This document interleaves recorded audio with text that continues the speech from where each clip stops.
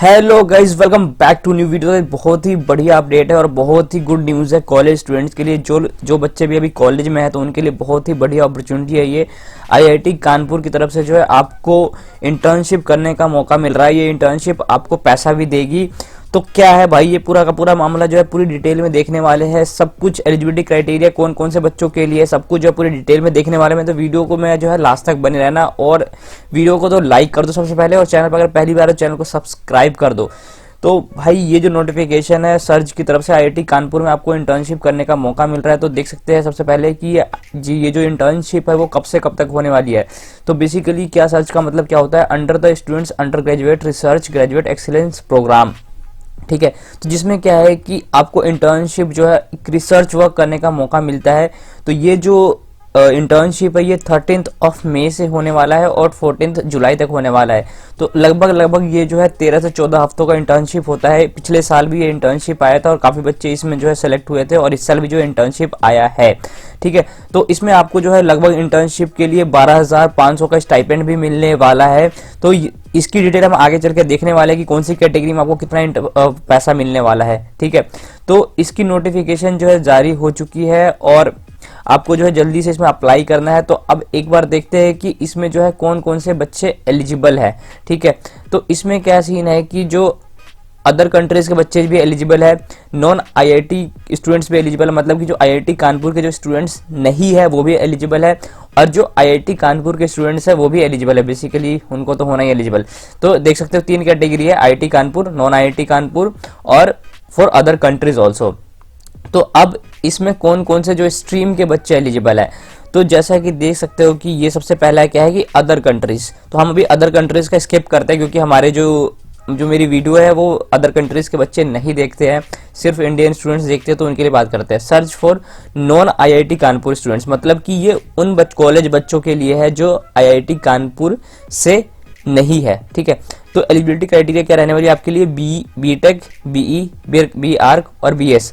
आपने 3rd year अगर complete कर लिया है तो आप जो है एलिजिबल हो। बेसिकली क्या है कि अगर आप लास्ट ईयर में हो तो, या फिर अगर 5 ईयर डिग्री प्रोग्राम आपने कर रखा है और अगर आप 4 ईयर आपने कंप्लीट कर लिया या 3rd ईयर आपने कंप्लीट कर लिया तो भी आप एलिजिबल हो। ये जब आप 5 ईयर डिग्री प्रोग्राम में एनरोल हो तब की बात है ये। या फिर अगर आपने बीएससी बीए कर रखी है और आपकी 2nd ईयर कंप्लीट हो गई हो, मतलब आप 3rd ईयर में हो, या फिर अगर आपने जो है एमएससी कर रहे हो 2 साल की और आपकी जो 1st ईयर कंप्लीट हो गई है तो भी जो है आप एलिजिबल हो। इसमें बीसीए का मेंशन नहीं है, बट मेरे ख्याल से बीसीए भी जो है इसमें एलिजिबल है और कर सकते हैं।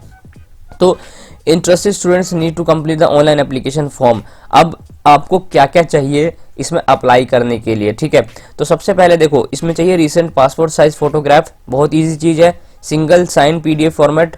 ठीक है, तो single file in PDF format not more than 3 MB containing research proposal not more than 500 words. इसके बाद क्या है कि आपको क्या है कि रिसर्च प्रपोजल देना पड़ेगा इनको 500 वर्ड्स का। ठीक है, तो अब तीसरी चीज जो सबसे इंपॉर्टेंट चीज है इसमें क्या है कि आपको एक रिकमेंडेशन लेटर देना पड़ेगा कॉलेज की तरफ से। तो इसमें क्या है, बेसिकली क्या है कि कॉलेज के लेटर हेड पे आप किसी फैकल्टी को बोल सकते हो कि आपको ये जो है इंटर्नशिप के लिए वो आपको आगे भेज रहे हैं, तो उसका रीजन क्या है, और इसको आप जो है इनको मेल कर सकते हो। ठीक है, तो फिलहाल इन्होंने 2 रिकमेंडेशन लेटर मेंशन किए हैं, जैसे कि आप पढ़ सकते हो कि single file in PDF format not more than 1 MB containing recommendation letter from one of the faculty.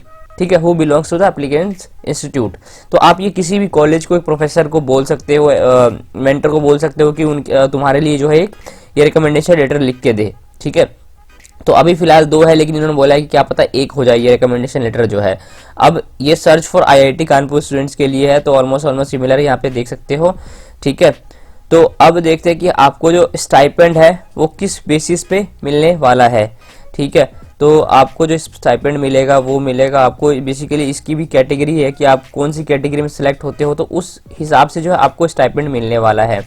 तो यहाँ पे मैं आपको दिखा देता हूँ एक बार स्टाइपेंड का सिनेरियो। तो ये देख सकते हो। तो फंडिंग फ्रॉम सर्च कैंडिडेट्स आपको किस 4 बेसिकली कैटेगरी है। Funding from search institute funded, तो इसमें क्या है कि जो स्टूडेंट जो इस कैटेगरी में सेलेक्ट होंगे उनको क्या है कि स्टाइपेंड मिलेगा 12,500 का ड्यूरिंग द प्रोग्राम ड्यूरेशन। तो ये उनकी स्टाइपेंड रहने वाली है।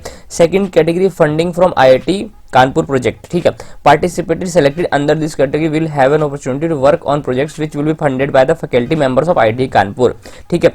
तो इसका जो फंड आईआईटी कानपुर के फैकल्टी मेंबर्स करने वाले हैं, ठीक है। अब इसका कितना है ये इन्होंने मेंशन नहीं किया है। तीसरी चीज है सेल्फ फंडेड। तो सेल्फ फंडेड में क्या है कि इसमें आपको सीखने का मौका मिलेगा, काम करने का मौका मिलेगा, लेकिन इसमें आपको कोई पैसा नहीं मिलने वाला है, ठीक है। और फोर्थ कैटेगरी है इंडस्ट्री आईआईटी कानपुर टाइप। इसमें क्या है कि जो भी इंडस्ट्री जो आईआईटी कानपुर से टाइप करेगी तो वो उनके प्रोजेक्ट्स होंगे, लाइव प्रोजेक्ट्स होंगे, उन पे जो है मौका मिलेगा काम करने का आपको, और वो लोग जो है आपको फंड करेंगे, ठीक है। तो ये इंडस्ट्री फंडेड है ये। और इसमें क्या है कि आईआईटी कानपुर के स्टूडेंट्स ही केवल एलिजिबल है, बाहर के स्टूडेंट्स में एलिजिबल नहीं है। तो ये चीज आप ध्यान से देख लेना।